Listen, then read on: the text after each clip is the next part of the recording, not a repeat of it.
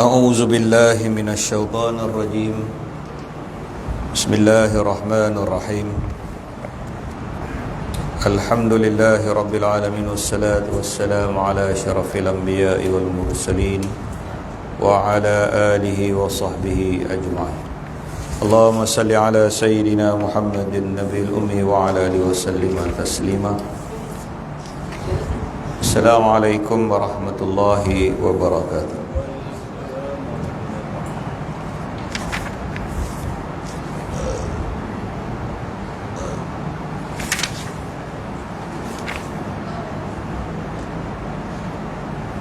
Jadi alhamdulillah tuan-tuan yang dirahmati oleh Allah Subhanahu wa taala.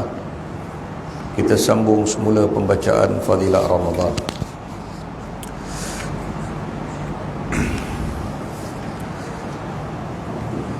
Sementara Hadrat Maulana Syah Abdul Rahim Raipuri rahmatullah alaih pula sibuk dengan hanya membaca Al-Quran sepanjang siang dan malam pada bulan Ramadan, sehingga surat menyurat pun dihentikan dan beliau tidak begitu suka untuk ditemui.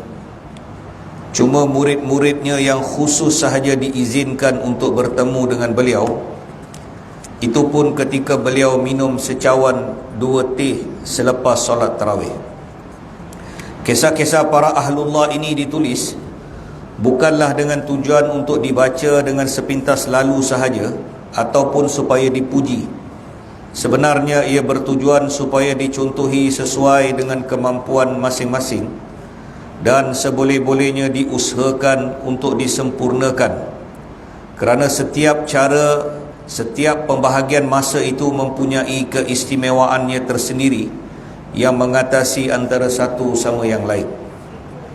Bagi mereka-mereka yang tidak terikat dengan kesibukan duniawi, sangat baik kalau mereka bersungguh-sungguh berusaha untuk menggunakan seluruh bulan ini dengan sebaik-baiknya setelah mereka mensia-siakan 11 bulan sebelumnya. Mereka yang bekerja dengan majikan yang terpaksa berada di pejabat dari waktu pagi hingga ke petang, apalah salahnya kalau mereka menghabiskan waktu pagi sebelum ke pejabat dengan membaca Al-Quran. Biasanya untuk keperluan duniawi yang lain pun kita tetap juga meluangkan masa selain masa pejabat untuk memenuhi keperluan itu. Bagi para petani pula, mereka tidak bekerja dengan mana-mana majikan dan tidak juga terikat dengan peraturan yang tidak boleh diubah, ataupun bukanlah satu kesalahan jika mereka membaca Al-Quran ketika mereka duduk-duduk di kebun. Untuk para peniaga pula, mereka langsung tidak menghadapi apa-apa halangan. Mereka boleh mengurangkan sedikit masa perniagaan mereka, ataupun paling kurang mereka boleh membaca Al-Quran sambil berniaga. Ini adalah kerana bulan Ramadan yang mubarak mempunyai kaitan yang rapat dengan kalamullah. Secara umumnya, semua kitab Allah Subhanahu wa taala diturunkan pada bulan ini.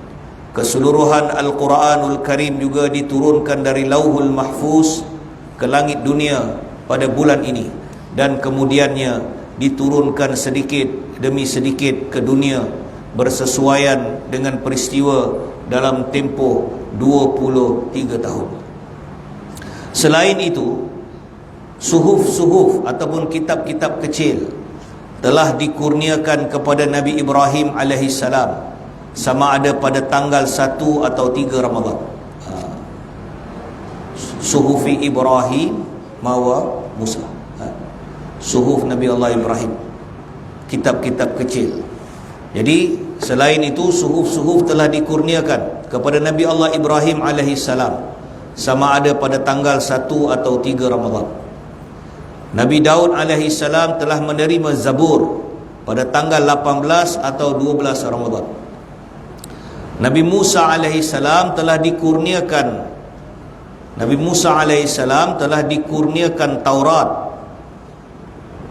Nabi Musa alaihissalam telah dikurniakan Taurat pada tanggal 6 Ramadan. Dan Nabi Isa alaihissalam menerima Injil pada tanggal 12 atau 13 Ramadan. Daripada kenyataan-kenyataan ini, jelaslah bahawa kalamullah mempunyai kaitan yang rapat dengan bulan Ramadan. Oleh kerana itu, ada diriwayatkan tentang amalan memperbanyakkan tilawah pada bulan ini dan turut menjadi amalan para masyayikh. Setiap tahun Jibril alaihi salam datang dan memperdengarkan seluruh Al-Quran kepada Nabi sallallahu alaihi wasallam, dan sesetengah riwayat mengatakan bahawa Jibril alaihi salam juga mendengar bacaan baginda Rasulullah sallallahu alaihi wasallam. Dengan menggabungkan kedua-dua hadis di atas, para ulama telah mengeluarkan hukum bahawa membaca Al-Quran sebagaimana yang telah biasa diamalkan dalam kalangan umum adalah sunat. Hukum baca Quran, hukum dia sunat. Hukum dengar Quran, hukum dia wajib. Baca Quran sunat. Tapi bila Quran dibacakan kepada kita, fastami' lima yuha, diam dan dengar. Misal Quran bila baca ni, kita jahar kan. Bila kita mula kuatkan bacaan, hanya imam yang kuatkan bacaan dalam semayang. Untuk solat-solat jihri, subuh, maghrib dan isya. Jadi makmum dekat belakang, dia fastami' lima yuha, dia kena diam dan dengar. Itu sebab dalam imam fuqaha mazhab, kalau mazhab Hanafi, imam baca Fatihah, dia tak baca. Fatihah dia tu telah dibaca oleh imam, dia buka dada je. Sebab fastami' lima yuha, dia diam dan dengar. Tapi di sisi mazhab Syafi'i, kita mesti apa? Kita baca. Bila lepas imam baca Fatihah jahar, kita kena mempercepatkan bacaan Fatihah kita, segera ringkaskan Fatihah kita untuk kita dengar bacaan Quran. Jadi hukum baca Quran ni, hukum dia sunat, tapi dengar Quran dia wajib. Dia sama macam kisah dalam Fadail Amal kan? Kisah Abdullah ibn Umar radhiyallahu an masuk dalam masjid kan, dia tengok ada satu orang tua baca Quran, tapi orang tu baca Quran dengan jahar, dia kuat bacaan dia. Jadi bila kuat, sebenarnya orang yang duduk dalam masjid tu tak boleh buat lain amal. Orang tak boleh zikir, semua kena duduk dia dengar, semua kena dengar dia baca Quran tu. Jadi tak boleh borak, tak boleh apa, tak boleh buat urusan lain. Sebab dia sedang baca kalam, dia baca kalam Allah. Allah sedang berfirman. Jadi bila kita baca Quran ni, Allah sedang berfirman kepada kita. Kalaulah Allah sedang berfirman kepada kita, ayat itu ditujukan kepada kita, dijaharkan bacaan, kemudian kita buat urusan lain, dia jadi biadab lah. Dia jadi biadab. Dia jadi biadab. Satu orang datang jumpa kita, ataupun kita datang jumpa satu pembesar, kita ada hajat, kita sedang bercakap sesuatu dengan dia, sedang kita bercakap dengan dia, dia buat benda lain. Kita ada hajat, kita jumpa dia, kita memang nak cakap sesuatu dekat dia, dan kita nak dia dengar percakapan kita. Tapi bila kita bercakap dekat dia, dia bercakap dengan orang lain, apa perasaan kita? Ataupun kita bercakap dengan dia, dia main telefon. Biasa tak kita jumpa orang macam tu kan? Orang datang jumpa kita, bila dah bercakap, kita jangan main telefon. Dia sedang bercakap dengan kita, dia ada hajat. Kalau dia tak ada hajat, takkan dia datang jumpa kita.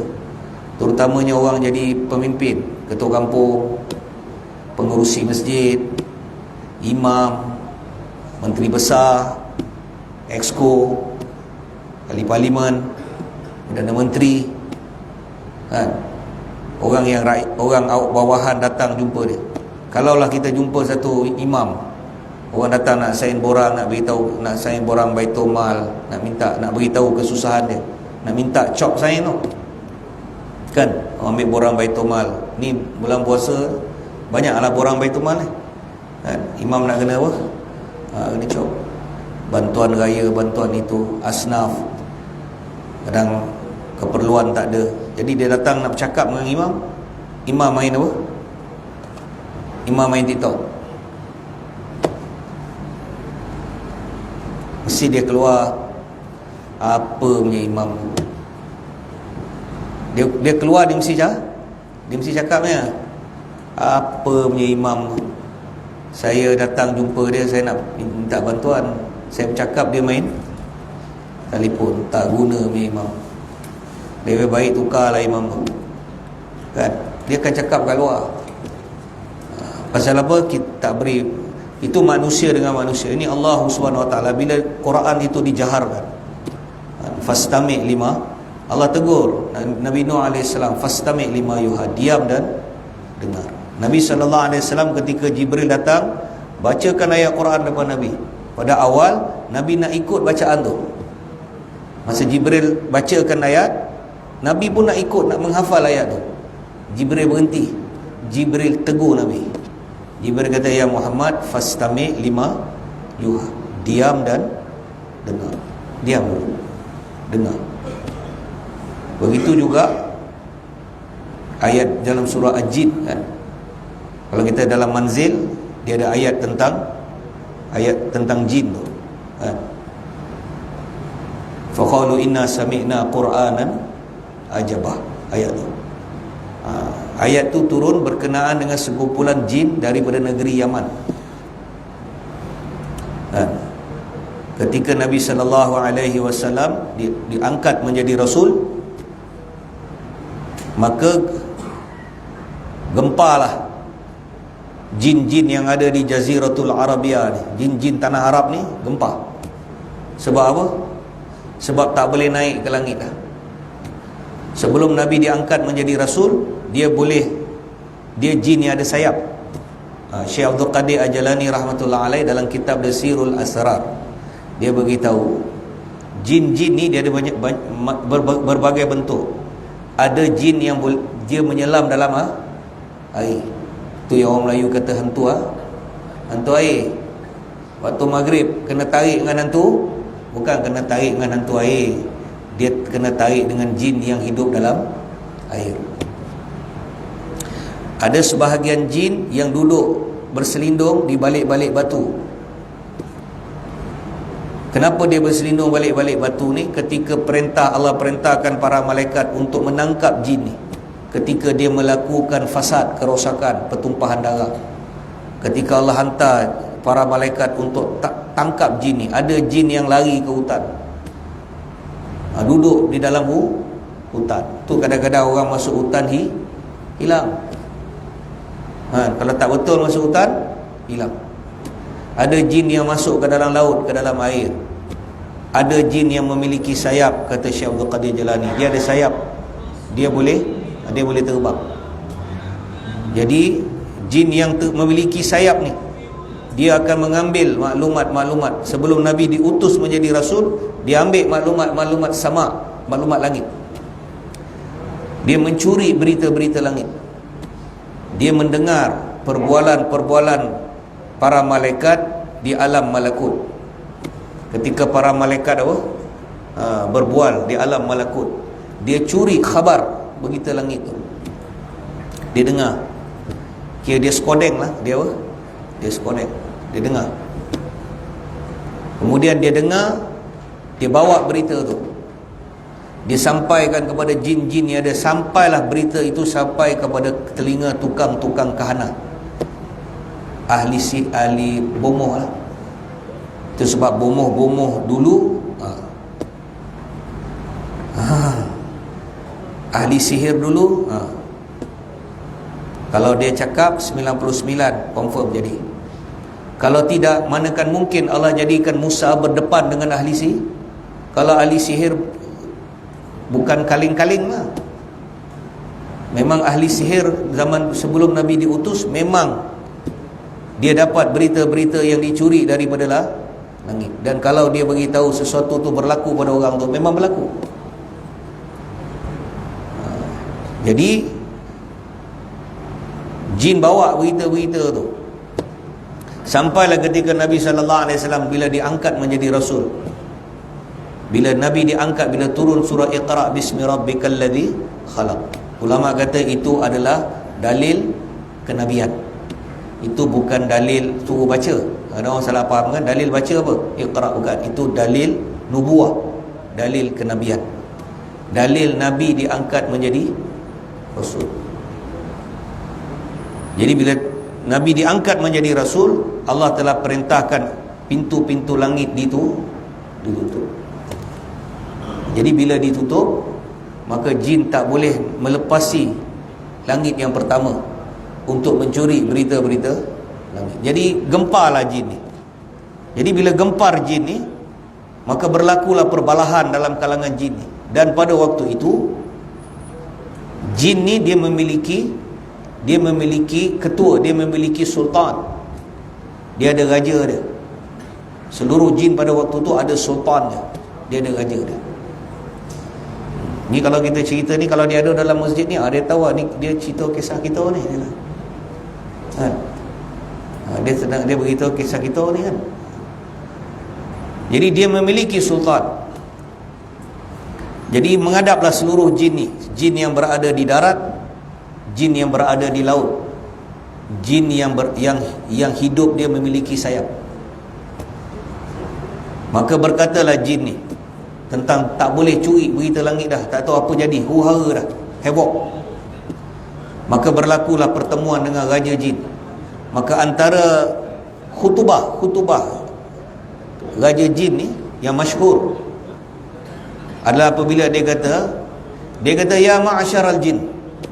Dia kata ya ma'asyaral jin, wahai sekalian jin, fadribu. Dia kata bertebaranlah kamu, masyarikil ardi wa magharibiha, fanzuru madza uhilla bainakum wa baina khabaris sama. Dia kata ya ma'asyaral jin, wahai sekalian jin, sama ada yang duduk di laut ataupun duduk di langit ataupun duduk di daratan, di hutan, di celah-celah batu. Kenapa saya kata celah batu ni? Ketika para malaikat nak tangkap sebahagian daripada jin ni, ada yang lari masuk hutan, ada yang duduk berselindung di sebalik fosil. Tahu fosil? Batu, kayu yang reput, di belakang pokok, di belakang kayu, di belakang batu. Tu sebab kadang-kadang cincin yang kita pakai pun berhati-hati. Batu jin. Kadang-kadang pakai je batu cincin, kau sakit. Kau mimpi macam-macam. Kau ada bisikan macam rupa batu tu berisi. Sebab daripada awal ada jin-jin yang berselindung, kata Syekh Abdul Qadir Jalani, ada yang lari duduk di belakang batu-batu ni. Hanya orang yang Allah Ta'ala bagi dia karamah ataupun ilmu untuk scan jin ni, dia boleh tahu. Kita tak semua orang ada benda tu, bukan semua orang kan. Kadang-kadang scan penipu pun ada kan. Dia kata dia boleh scan orang, tapi tak pun kan. Jin dekat dia pun dia tak boleh scan.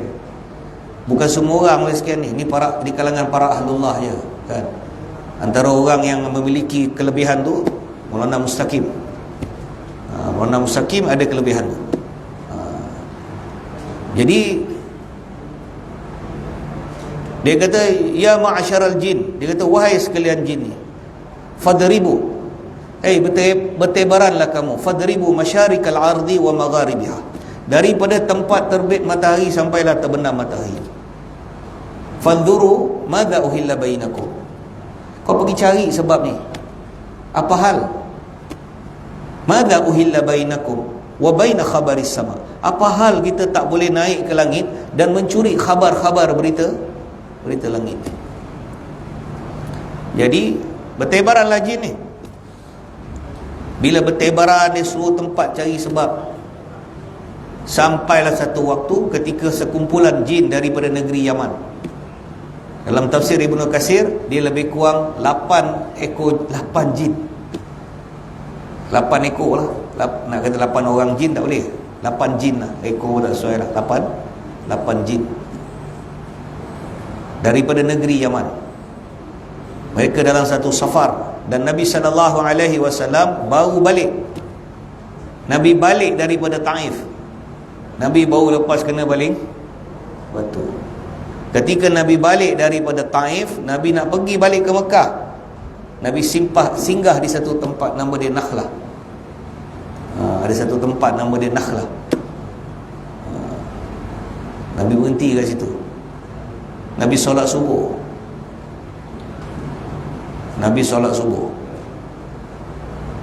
Dan pada waktu tu Nabi sedang baca ayat Quran. Nabi tengah baca Quran dalam solat subuh.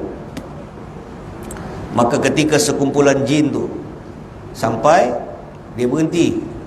Tiba-tiba dia dengar Nabi baca Quran. Qul uhiya ilayya, ayat tu kan, minal jinni faqalu inna sami'na Qur'anan ajabah.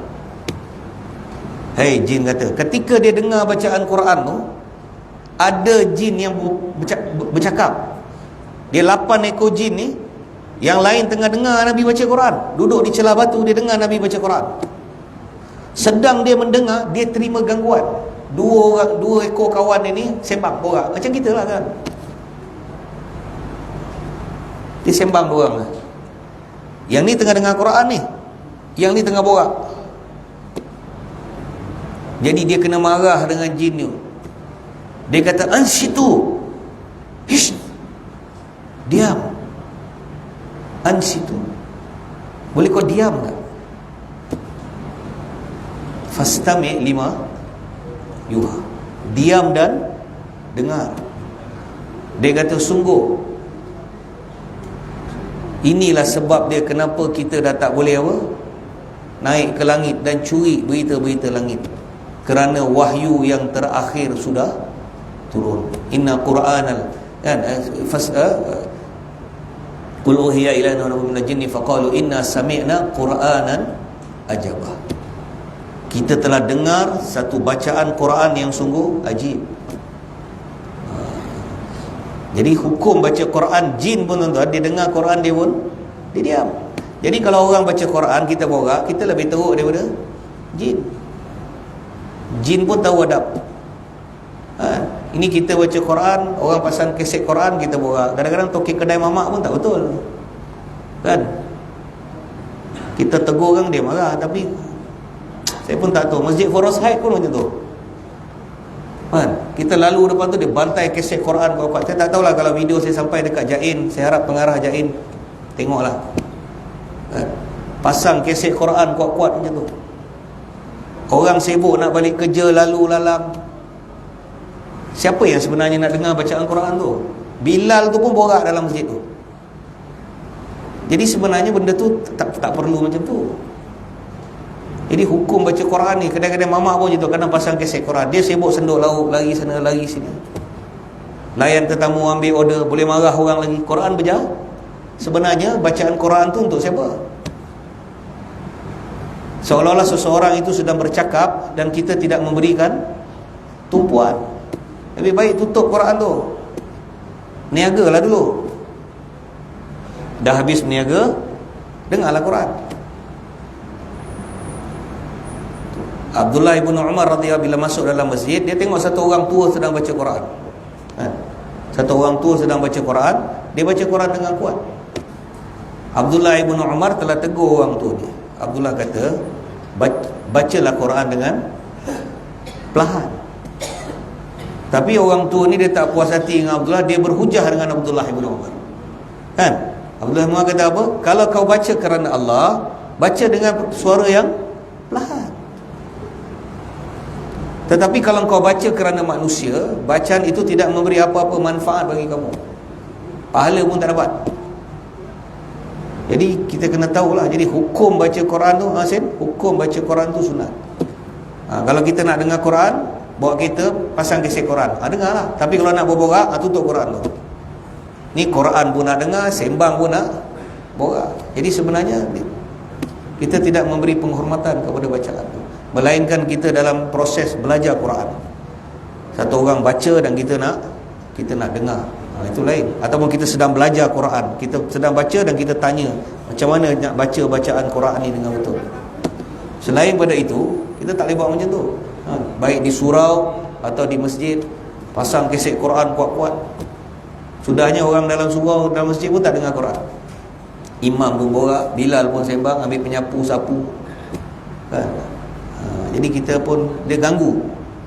Macam kita keluar jemaah, kadang kita bangun tahajud pukul 4, pukul 5 kita bangun. Kita baru tengah semayang, dia dah pasang kaset. Jadi bacaan Quran kita dan bacaan Quran dia berselisih. Itu sebab antara perkara yang Nabi larang ketika Nabi solat, Nabi baca dalam solat. Bila ada sahabat yang baca Quran di belakang dengan suara yang kuat, Nabi tegur lepas semayang. Nabi kata, siapa baca Quran tadi? Sedangkan Nabi sedang baca. Sebab apa? Nabi tegur tu sebab Nabi kata, jangan kalian baca Quran ketika aku baca, kata Nabi. Kerana dia menyilang. Bacaan tu menyilang dia akan ganggu. Sama juga ketika kita buat ibadat yang lain, kan? Jadi kita ambillah manfaat daripada benda tu. Jadi selepas pada ni kita kena tahu antara adab-adab ketika kita baca Quran, kan? Jadi insya-Allah mudah-mudahan Allah Taala bagi kita kefahaman, insya-Allah. InsyaAllah kita akan sambung pembacaan ni besok insyaAllah lepas maghrib. A'udzubillahi minasyaitanirrajim. Bismillahirrahmanirrahim. Alhamdulillahi rabbil alamin, wassalatu wassalamu ala asyrafil anbiya'i wal mursalin wa ala alihi washabihi ajmain.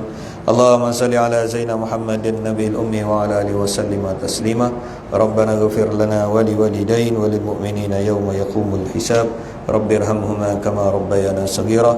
Rabbana atina fid dunya hasanah wa fil akhirati hasanatan wa qina adzaban nar wa qina adzaban nar wa qina adzaban nar. Wa sallallahu ala sayyidina Muhammadin nabiyil ummi wa ala alihi wa ashabihi wa sallam. Subhana rabbika rabbil izzati amma yasifun wa salamun alal mursalin walhamdulillahi rabbil alamin. Assalamualaikum warahmatullahi wabarakatuh.